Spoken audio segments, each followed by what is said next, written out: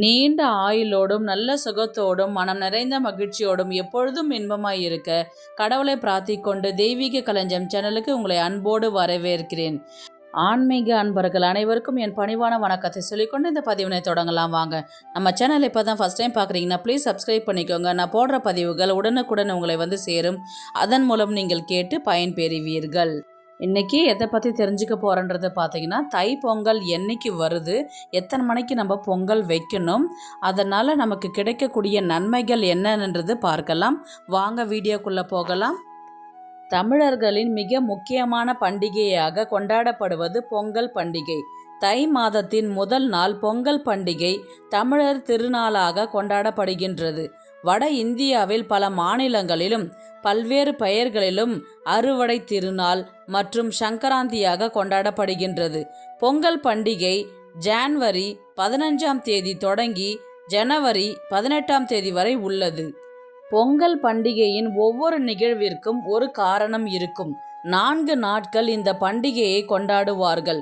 சூரிய பகவான் வடக்கு நோக்கி பயணிக்க துவங்கும் காலம் இது. சூரிய பகவான் தனுசு ராசியில் இருந்து மகர ராசிக்குள் நுழையும் நாளே மகர சங்கராந்தியாக கொண்டாடப்படுகின்றோம். இந்த நாளில் வானில் மகர நட்சத்திரம் தோன்றுவது சிறப்பு. பொங்கல் என்பதற்கு பொங்கி வழிதல், பொங்குதல் என்பது பொருள். அதாவது புதிய பானையில் புத்தரிசியிட்டு அரிசியிலிருந்து பால் பொங்கி வழிந்து வரும். அதுபோல தை பிறந்து உள்ள புத்தாண்டு முழுவதும் நம் வாழ்வும் வளமும் அந்த பால் போன்று பொங்கி சிறக்கும் என்பது நம்பிக்கை. தமிழகத்தில் 4 நாட்கள் கொண்டாடப்படும் மார்கழியின் கடைசி நாள் போகி பண்டிகையாகும். பொங்கல் பண்டிகையின் முதல் நாள் போகி பொங்கலாக கொண்டாடப்படும். பழையன கழிதலும் புதியன புகுதலும் போகி. இந்த நாளில் மக்கள் தங்களின் வீடுகளை சுத்தம் செய்து பழைய பொருட்களை நீக்கிவிட்டு புதியவற்றை வரவேற்க தயாராகும் நாள். 2வது நாள் சூரிய பொங்கல். சூரிய பொங்கல் உழவு தொழிலுக்கும் ஆதாரமாக விளங்கும் சூரிய பகவானுக்கு விருந்து படைத்து நன்றி செலுத்தும் நாளாக உள்ளது. 3வது நாள் மாட்டுப்பொங்கல். உழவு தொழிலுக்கு உற்ற துணையாக விளங்கும் மாடுகளுக்கு நன்றி செலுத்தி அவைகளுக்கு உரிய மரியாதையை அளித்து வணங்கிடும் நாளே மாட்டுப்பொங்கல். 4வது நாள் காணும் பொங்கல். பொங்கல் பண்டிகையின் 4வது மற்றும் கடைசி நாளாக கொண்டாடப்படுவது காணும் பொங்கல். இந்த நாளில் நண்பர்கள் உறவினர்களின் வீடுகளுக்கு சென்று அன்பையும் வாழ்த்துக்களையும் பரிமாறிக்கொண்டு உறவை பலப்படுத்தும் நாளாக கருதப்படுகின்றது. பொங்கல் கிராமப்புறங்களில் மக்கள் இந்த தை திருநாளை திறந்த வெளியில் அல்லது தங்கள் வீட்டின் முற்றத்தில் கொண்டாடுவார்கள். இது பாரம்பரிய முறைப்படி கொண்டாடப்படுகின்றது. தங்கள் வீட்டின் முற்றத்தில் சாணம் தெளித்து வண்ண கோலமிட்டு கரும்புகளை கட்டி புதிய அடுப்பை நிறுவி புதிய பானைக்கு வர்ணம் தீட்டி புத்தரிசி இட்டு சிறு பருப்பு இட்டு பால் பொங்கி வரும் நேரத்தில் பொங்கலோ பொங்கல் என்று சொல்லி சூரிய பகவானை மனதார நினைத்து ஆண்டு முழுவதும் நலமுடனும் குடும்பத்தில் இருக்கும் அனைவரும் சந்தோஷமாக வாழ வேண்டும் என்று வேண்டி அன்றைய நாளை துவங்குவார்கள். தை பொங்கல் என்னைக்கு வருதுன்றது பார்த்தீங்கன்னா 15/1/2026 வியாழக்கிழமை அன்று வருகிறது. பொங்கல் வைத்து வழிபடும் முறையை பார்க்கலாம். ஒரு சிலர் வீட்டு உள்ளார கிச்சனில் வச்சு செய்கிறவங்க இருப்பாங்க. ஒரு சிலர் வீட்டுக்கு வெளியில் பொங்கல் வச்சு சூரிய பகவானுக்கு படைக்கிறதும் இருக்கும். முதலில் வீட்டு கிச்சனில் பொங்கல் எப்படி வச்சு பூஜை செய்யணுன்ற முறையை பார்க்கலாம். சமையல் அறையில் பொங்கல் செய்து பூஜை அறையில் வைத்து வழிபாடு செய்வார்கள். அதிகாலை எழுந்து குளித்துவிட்டு பிரம்ம முகூர்த்த நேரத்தில் ஃபஸ்ட்டு கிச்சனில் இருக்கிற அடுப்பை வந்து நல்லா சுத்தம் பண்ணிடணும். சுத்தம் பண்ணிவிட்டு நல்ல கோலம் அழகாக போட்டுட்டு மஞ்சள் குங்குமம்லாம் வச்சு நீங்கள் புதுசாக வாங்கியிருக்கிற வெண்கல பாத்திரம், பித்தளை பாத்திரம், பானை இந்த 3த்தில் ஏதாவது ஒன்று ஸ்டவ் மேலே வைக்கும்பொழுது அந்த பாத்திரத்துக்கு வந்து மஞ்சள் குங்குமம், இஞ்சி, மஞ்சள் கொம்பு பானையை சுற்றி கட்டிட்டு நீங்கள் பாத்திரத்துக்கு முன்னாடி வைக்கிறதுக்கு முன்னாடி அந்த அடுப்பை வந்து தொட்டு கும்பிட்டுட்டு சூரிய பகவானையும் பிள்ளையாரையும் குலதெய்வத்தையும் மனதார நினைத்து கொண்டு பாத்திரத்தை அடுப்பில் வைக்கும் பொழுது வந்து பார்த்திங்கன்னா புதுசாக வாங்கின பச்சரிசி தான், ஏற்கனவே இருக்கிற பச்சரிசி இருக்குது, அதை யூஸ் பண்ணலாமான்னா யூஸ் பண்ணக்கூடாது. வருஷம் தொடங்கும் பொழுது ஒரு புது அரிசியில் புது சிறு பருப்பு இட்டு நம்ம பொங்கல் வச்சு சாமிக்கு படைக்கும் பொழுது அந்த வருடம் முழுவதுமே வந்து எல்லாம் நல்லபடியாக அமையுன்றது ஒரு ஐதீகம் இருக்குது. அதனால் புதுசாக வாங்கின பச்சரிசியை வச்சு நீங்கள் பொங்கல் செய்யலாம். 2 அடுப்புலையுமே வந்து பார்த்திங்கன்னா ஒன்று வெண்பொங்கல், ஒன்று சர்க்கரை பொங்கல் செய்ய வேண்டும்.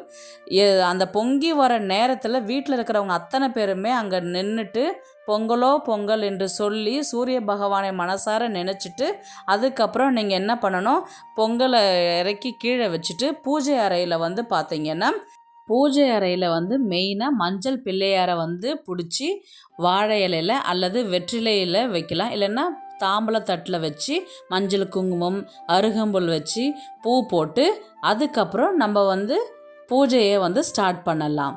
கரும்பு மஞ்சள் கொம்பு எல்லாமே ரெடி பண்ணி வச்சுட்டு தலைவாழை இலை வந்து 3 இலைகளாக போட்டு கிழக்கு பார்த்தவாறு சூரிய பகவானை பார்த்த மாதிரி நம்ம 3 இலைகளை போட்டு நம்ம செஞ்சு வச்ச பொங்கல் எடுத்து வச்சு நம்ம படைச்சிட்டு தீப தூப ஆராதனைகள் செய்து அதுக்கப்புறம் சூரிய மந்திரமான ஓம் சூரிய நாராயணாய நமக ஓம் ஆதித்யாய நமக என்ற மந்திரத்தை உச்சரித்து கொண்டு சூரிய நமஸ்காரம் செய்து சூரிய பகவானை மனதார நினைத்து வழிபாடு செய்யலாம்.